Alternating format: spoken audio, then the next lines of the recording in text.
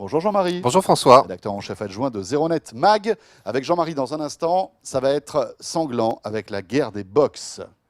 Mais oui, Eh oui, ça y est, les nouvelles box, les box de nouvelle génération arrivent. il était temps. Quelles sont les meilleures? Vous verrez que c'est assez compliqué de les départager parce qu'elles ont chacune des spécificités. SFR, Free, Bouygues, Orange, il n'y en a pas d'autres. On est bon là? Oui, je crois. On fera le point tout à l'heure. Vous allez pouvoir potasser, Jean-Marie. Si vous en trouvez une autre, vous êtes fort. Hein. Et enchaîner donc avec 01net Mag et ce match des box. Vous avez comparé toutes les box du marché avec un gros dossier cette semaine. Oui, les quatre principales box, parce que on va dire qu'il ne se passait plus grand-chose dans l'Internet fixe depuis quelques temps. Parce que les opérateurs se sont plutôt concentrés sur le mobile, la guerre de la 4G, des tarifs, Soch, Red, j'en passe et des meilleurs. Sauf que là, il y a quand même un petit peu de nouveau. Il y a Orange qui vient de lancer sa nouvelle box. SFR aussi a lancé une nouvelle box récemment. Bouygues a lancé une nouvelle box aussi. Finalement, il n'y a que Free qui n'a rien lancé. Et ce qui est assez amusant, par contre, c'est de voir que bien que sa box commence à dater, elle reste tout à fait dans la course. Alors là, vous parlez des box haut de gamme, hein, parce que vous savez qu'il y a plusieurs déclinaisons de box. On parle des box haut de gamme. Voilà, donc on sait que Free a sorti la Freebox Mini 4K l'année dernière, Exactement. mais c'est pour ça qu'on ne l'aborde pas là. C'est une box, on va dire, d'entrée de gamme, même si elle a des fonctionnalités sympas. Là, on s'adresse aux box premium. On s'intéresse aux box premium, puis on s'intéresse essentiellement aux box qui font de la fibre, hein, et toutes les quatre box en l'occurrence le font, puisque aujourd'hui c'est le nouvel enjeu, la fibre. On met à disposition du public de plus en plus de contenus très lourds.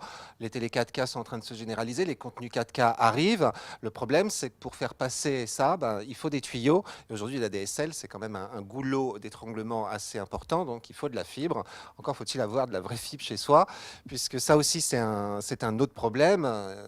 Parmi les gens qui sont fibrés en France, il y a ceux qui ont vraiment de la fibre jusque sur leur prise chez eux. La fibre optique qui arrive jusqu'à la maison. Voilà, et d'autres qui, en fait, sont reliés à la fibre par du coaxial ou par du cuivre, et donc forcément... D'accord, c'est la technologie d'SFR numéricable qui, Exactement.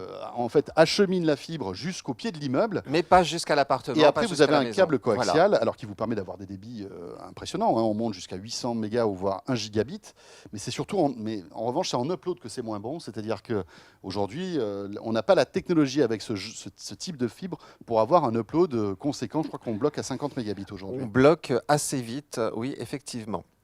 D'ailleurs, ça, on le constate. On a fait un petit tableau comparatif donc des 4 box Orange, la Livebox Play, la Starter ADSL Fibre et Power Fibre de SFR Numéricable, la B-Box Miami de Bouygues et la Free Révolution de Free, bien évidemment. Et en termes de débit, on voit que Free s'en tire pas mal, que ce soit en ascendant ou en descendant.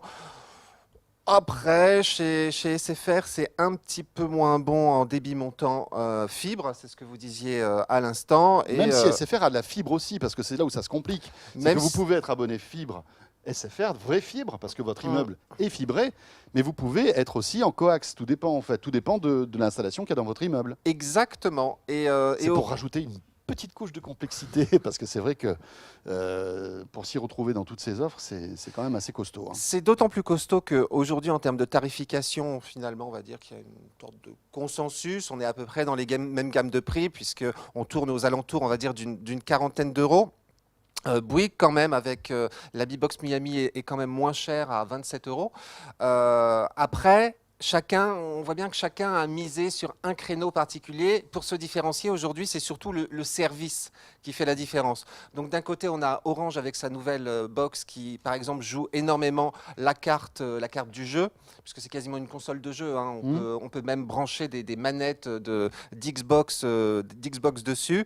Par contre, on parlait de contenu tout à l'heure, elle n'a pas beaucoup de mémoire par défaut, c'est 80 gigas et il faut rajouter 20 euros si on veut avoir un disque dur de 240 gigas. Or, quand on enregistre du 4K ou quand on stocke du 4K, forcément, on a très vite besoin d'espace. Là, je pense que vous parlez de la précédente box, pas celle qui a été annoncée, qui est 4K, qui dispose de plus de mémoire, en fait. La toute nouvelle dispose plus de stockage. Plus de stockage à vérifier. Oui.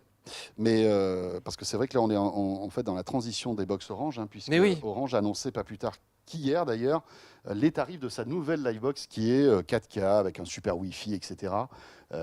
Voilà, mais qui remonte un petit peu au niveau de celle des SFR. Exactement. Et puisqu'on en est à parler des SFR, alors SFR, on a bien vu, ils jouent énormément sur le contenu, donc sur les programmes télé, sur tout ce qui est Zive, donc la VOD, sur le kiosque presse qui a été lancé, donc là c'est pour sur mobile. Et là pour le coup, donc on a un disque dur assez conséquent de 160 gigas. Que dire d'autre? Par contre, au niveau de l'Internet, et c'est un peu le point faible aujourd'hui des SFR, c'est au niveau des débits. On a des débits assez variables. Donc, selon qu'on soit à un endroit ou à un autre, nous, c'est ce qu'on a constaté de gros écarts parfois. Mais par contre, on va dire que le Télévore, pour le coup, lui, est vraiment servi avec un bouquet de contenu qui est quand même assez conséquent. Chez Bouygues, on a misé sur Android. Et donc, qui dit Android dit application. Alors, je ne sais pas si vous avez déjà testé Android TV, on peut, voilà, on aime ou on n'aime pas avoir des applications prévues pour smartphone sur son grand écran télé. Oui, pourquoi pas. Alors, Mais l'un des intérêts quand même de ça, c'est de pouvoir télécharger par exemple une appli comme VLC, l'installer sur sa box et alors là lire tous les types de bien sûr. contenus vidéo possibles et imaginables. Et ça, pour le coup, c'est quand même assez pratique. Alors, il faut savoir que c'est pas parce que c'est Android TV que vous avez accès à toutes les applis Android sur le Non, smartphone. non, C'est non. une autre histoire. Donc, malgré tout, Exactement. ça va sans doute se grossir. Vous avez Netflix, YouTube, etc., bien sûr, mais vous n'avez pas toute la richesse d'Android. Parce Exactement. que c'est Android TV, c'est autre chose. Autre petit point intéressant, c'est sa puce Wi-Fi. C'est une puce AC. Et là, pour le coup, c'est bien joué parce que les débits Wi-Fi sont très rapides. Donc ça, c'est pas mal. Ça Par aussi, contre, c'est un sujet important quand on achète une box. Il faut avoir du Wi-Fi partout dans la maison, ce qui n'est pas souvent le cas d'ailleurs. voilà. Par contre, petit point faible, pour bénéficier de tous les bouquets de chaînes qui sont disponibles, il faut relier le boîtier en Ethernet, le boîtier TV en Ethernet à la box. Et ça, c'est un petit peu dommage parce que du coup, c'est un peu un fil à la patte, alors que chez d'autres, ça se passe directement en Wi-Fi ou ça se passe avec du CPL. Enfin, c'est quand même autrement plus pratique. Puisqu'on parle de Wi-Fi, parce que c'est vrai que c'est un critère déterminant quand on choisit une box, sachez que la nouvelle Livebox d'Orange a un super giga Wi-Fi à 1 giga 9 en débit. C'est du jamais vu. Celui de la box de SFR aussi est très bon, puisque c'est une nouvelle box. On monte, je crois, à 1 giga 7, ce qui est pas mal aussi. Et puis, il faut savoir que Free aussi, avec sa Freebox Révolution, a proposé une mise à jour il y a quelques mois de cela. Si vous avez une nouvelle Freebox Révolution, vous avez du Wi-Fi AC, mais qui va être moins bon que celui d'Orange ou d'SFR. Exactement. On termine par Free. Oui, bah oui. Free Révolution, c'est plus vraiment une révolution là. La Freebox, on attend avec impatience la prochaine version. Ouais, qui devrait être lancée cette année. Qui devrait être lancée cette année. Évidemment, voilà, rattraper un petit peu le décalage, même si, je pense que vous allez le dire, elle n'est pas si mauvaise que ça, cette Freebox en fait, Révolution. ce qui est assez étonnant, c'est qu'elle date, cette Freebox, mais elle a plutôt bien vieilli parce qu'aujourd'hui ça reste quand même une box qui se débride mais alors très très facilement, sur laquelle alors on peut installer pas mal de choses aussi parce qu'il y a Freebox OS qui est installé dessus. Autre petit avantage, en principe quand on veut du multi-TV, effectivement il faut rajouter 10 € par mois pour avoir le boîtier, un boîtier Freebox Player. Oui. Sauf que depuis qu'ils ont lancé la version 4K, on peut prendre juste le petit boîtier donc sous Android, lui aussi. Et là, on ne paye que 1,50 € en plus par mois. Donc, vous pouvez avoir du multi-TV à prix quasiment imbattable. Donné, quoi. Et là, ça peut être sympa, effectivement. Et puis, c'est un véritable NAS. Vous accédez au disque dur à distance. Vous pouvez brancher des disques durs externes dessus. C'est, on va dire que les geeks apprécient forcément la Freebox, qui, en termes de tarifs, demeure quand même assez imbattable. En plus, à noter, c'est que maintenant, même chez Bouygues, il faut rajouter 3 € de location. C'est-à-dire que tout à l'heure, quand vous disiez 26,99, voilà, en fait, c'est 29,99. C'est ça, il faut rajouter les 3 € de location. Enfin, cela dit, il y a des coûts cachés aussi chez Free, parce qu'il faut rajouter une option de 2 € pour la télé. Enfin, il y a des trucs comme ça. Oui, c'est pas vraiment 29,99. C'est une différenciation ensuite qu'ils vous font sur la facture, mais très franchement, même en rajoutant le multi-TV avec le boîtier là, 1,50, vous avez une facture à 41 € par mois, quoi. Ouais. Donc ça reste tout à fait concurrentiel et intéressant. Autant dire qu'elle a plutôt bien vieilli. N'empêche, on attend avec impatience la prochaine version. On espère la V7 cette année. C'est toujours un événement, une nouvelle Freebox. Exactement.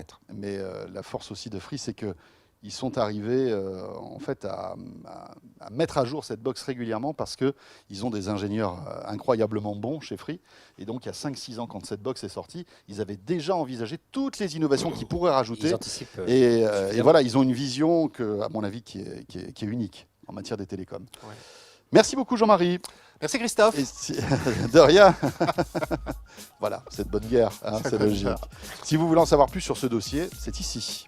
Voilà, dans le Zéro Net Mag, actuellement dans les kiosques. Merci beaucoup Christophe Joly, Merci à vous. rédacteur en chef de Métro News. Et vous restez avec nous. La suite de quoi je mêle dans un instant. On va revenir sur l'histoire incroyable de l'auteur de Tetris avec mon invité Daniel Ishbia. Et puis après, ce sera Victor Jakimovic. A tout de suite. De quoi je me mêle sur rmc.fr et 01net TV.